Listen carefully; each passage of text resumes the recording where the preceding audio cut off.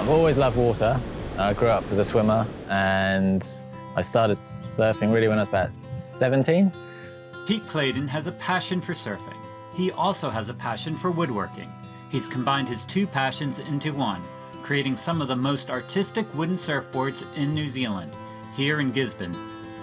When I started and had the idea, I'd read some articles there was one magazine in particular called The Surfer's Path, and they'd done a big special on wooden surfboards at the time, and there was guys in America, there's a company doing the hollow wooden boards. They started off in early 2000s after the Clark foam company closed down. So everyone was freaking out thinking how are they going to still shape boards, and these guys, they came from a boat building background and they were sort of definitely an inspiration.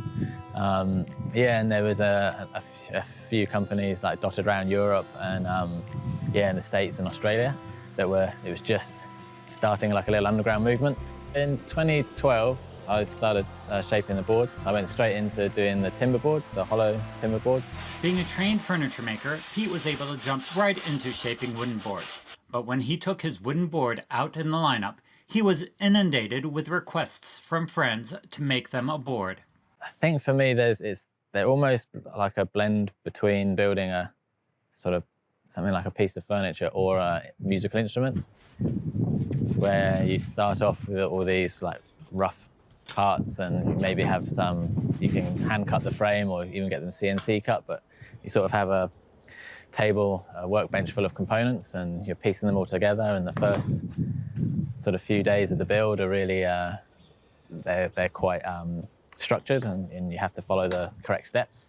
And as you build on from one process to the other, you have to keep everything in check so you don't get to the end and there's all this sort of accumulation of error. And then you go into this you sort of build the blank and you go into this freestyle stage where you have all the shaping and it's a bit more organic and a bit more free-flowing and sculptural. I think that's the really special bit about the timber boards, is that almost that time that has to go into them, they don't come easy. So I think it's that journey that you go on, and then you have this sort of beautiful toy really at the end that can last a lifetime. Pete moved to Gisborne from the UK not long after he started making his wooden boards, and quickly found the lifestyle suited him perfectly.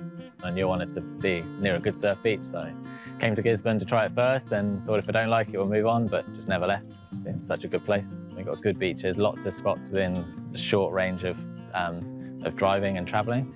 And the people are really good. That always made it for me when I arrived and lived here, and just the community, how open they were. While modern surfboards are not made from sustainable materials, wood is natural, and Pete experiments with other environmentally friendly materials to make his surfboards. Recently, we've been playing with using the bioresins that we use, but also using, instead of fiberglass, using flax cloth, as basalt cloth and even hemp cloth and things like that. But the biggest test of all is how well the wooden surfboards actually surf. I feel the attention to detail and the energy he pours into them, I feel like it comes out when you ride them. They feel super connected to the ocean. Brett Summerlee is a local Gisborne surfer who has traveled the world chasing waves on lots of different boards. Pete's boards attracted me because I really like to feel different things, different shapes, different constructions, I don't know, I spend a lot of time in the ocean. People, I think, are actually quite surprised how well they surf.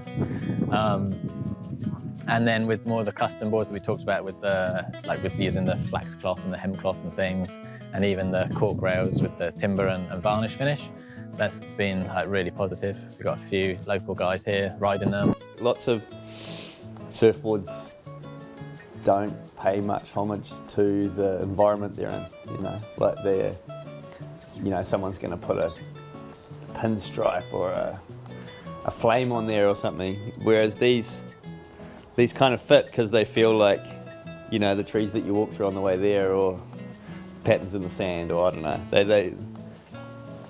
They almost blend into their surroundings. Pete plans to keep experimenting with different materials to produce the most environmentally friendly surfboard he can. It's been really positive and it's really encouraging, and it keeps the fire going to continue doing it.